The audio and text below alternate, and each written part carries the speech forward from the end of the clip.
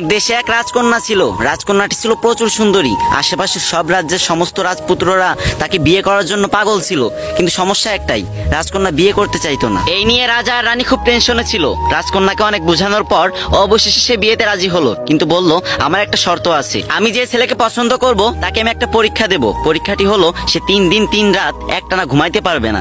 সে যদি এই পরীক্ষায় পাশ করে তাহলে তাকে আমি বিয়ে করব, আর যদি ফেল করে তাহলে তাকে আমি কঠোর থেকে কঠোরতম শাস্তি দেব। তারপর রাজা মেয়ের কথা মতো পুরো রাজ্যে ভেড়া পিটিয়ে দিলেন। তারপরের দিন রাজসভায় অনেক ছেলে এসে উপস্থিত হলো। তার ভিতরে রাজকন্যা একটা ছেলেকে পছন্দ করলো। এবার ছেলেটার পরীক্ষা দেওয়ার পালা। রাজকন্যা যে রুমে ঘুমাতেন সেই রুমের দরজার সামনে ছেলেটিকে দাঁড় করিয়ে রাখলেন এবং রাজকন্যার দাসীকে বললেন তুমি এর দিকে খেয়াল রাখবা, এ যেন সারা রাতে একটুও না ঘুমায়। ছেলেটি প্রথম রাতে একটুও ঘুমায়নি, কিন্তু দ্বিতীয় রাত যখন আসলো তার শরীর এতটাই ক্লান্ত ছিল যে সে দরজার পাশে ঘুমিয়ে পড়তে বাধ্য হলো। তারপর রাজকন্যা ঘুম থেকে উঠে সেই ছেলেকে কঠোর শাস্তি দিল, আর এই খবর পুরো রাজ্যে ছড়িয়ে পড়লো। কিন্তু এই খবর পাওয়ার পরও তার পরের দিন একটা ছেলে রাজসভায় আসলো। রাজকন্যার তাকে অতটা পছন্দ না হলেও তাকে পরীক্ষা দিতে বললেন। ছেলেটি যখন পরীক্ষা দিল আগের ছেলেটির মতো সেও ফেল করলো, তাকেও কঠোর শাস্তি দেওয়া হলো, আর এই খবর পুরো রাজ্যে ছড়িয়ে পড়লো। তারপর থেকে আর কোনো ছেলেই রাজকন্যাকে বিয়ে করতে রাজি হচ্ছিল না। এদিকে রাজার দুশ্চিন্তা আরো বেড়ে গেল। কিন্তু ওই রাজ্যে বাস করতো বাবু নামে একটা গরিব ছেলে। তার একটা বিশেষত্ব ছিল, সে যে কোনো কণ্ঠ কিংবা ডাক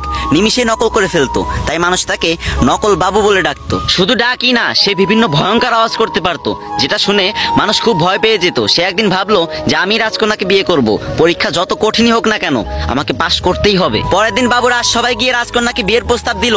সবাই দেখে তো অবাক হয়ে গেল, কারণ বাবু ছিল প্রচুর কালো। কালো বাবুকে দেখে তো রাজকন্যার আগেতে ফুলতে লাগলো, আর মনে মনে ভাবতে লাগলো একে এখন কিছু করা যাবে না, পরীক্ষার ফাঁদে ফেলে একে অনেক শাস্তি দিতে হবে। পরীক্ষা শুরু হলো, রাজকন্যা ঘুমিয়ে আছে, এদিকে বাবু তার দরজার সামনে দাঁড়িয়ে আছে।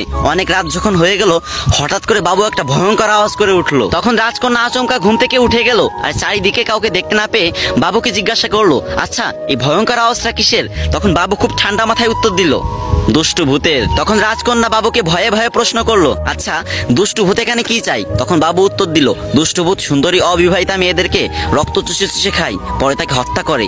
এই দুষ্টু ভূত আগে অনেক মেয়েকে হত্যা করেছে, কিন্তু তুমি কোনো চিন্তা করো না, আমি খুব সাহসী, আমি এসব ভূত টুত ভয় পাই না, তুমি ঘুমিয়ে পড়ো তো। তখন রাজকন্যা ঘুমাতে পারছিল না, তাও অনেক চেষ্টার পর আবার একটু চোখ বুঝলো। এবার বাবু বিকট একটা রাক্ষসের আওয়াজ করলো, আর রাজকন্যা লাফ দিয়ে ঘুম থেকে উঠে বলল এবার কিসে আওয়াজ করলো? তখন বাবু বলল ওই ভূতের সাথে মনে হয় কিছু রাক্ষসও এসেছে। আসলে অনেকদিন সুন্দরী অবিবাহিতা মেয়েদের রক্ত চুষে খায়নি তো, তাই মনে হয় তোমার ঘ্রাণ পেয়ে এখানে চলে এসেছে, কিন্তু তুমি কোনো চিন্তা করো না, আমি আছি না। তবে সাবধান, ওদের বিষয়ে কাউকে কিছু বলবা না, যদি বলো তাহলে ওরা মানুষের রূপ ধরে তোমাদের ঘরের ভিতর ঢুকে তোমাদের সর্বনাশ করে দেবে। সেদিন রাতে আর রাজকন্যা ঘুমাতে পারলো না। তার পরের দিন সারাদিন কিছু খেলো না, শুধু বারবার চিন্তা করতে লাগছিল আমার কি হবে। রাজা রানী এবং অনেকেই তাকে অনেক কিছু জিজ্ঞাসা করলো, কিন্তু সে কিছুই ভয়ে বললো না। তারপর যখন রাত হলো তখন সে ঘুমাতে আসলো। যখন রাজকন্যা চোখে একটু ঘুম আসলো তখন বাবু ভয়ঙ্কর একটা চিৎকার করে উঠলো। তখন রাজকন্যা বললো এই তুমি আমার রুমের ভিতরে আসো। তখন বাবু বলল মানে কি, আমি কারো রুমের ভিতরে যেতে পারবো না। তখন রাজকন্যা তাকে অনুরোধ করতে লাগলো আর বলল আসো না প্লিজ। অনেক অনুরোধ করার পর বাবু রাজকন্যার রুমে ঢুকলো। তখন রাজকন্যা বলল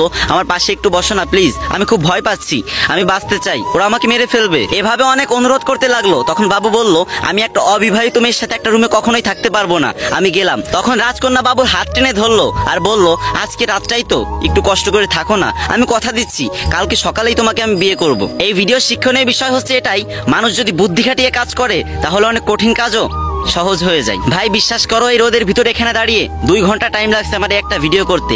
কয়েক সেকেন্ড সময় নিয়ে কয়েকটা কপি লিঙ্ক আর একটা কমেন্ট করে যাইবা, জোর করতেছি না, যদি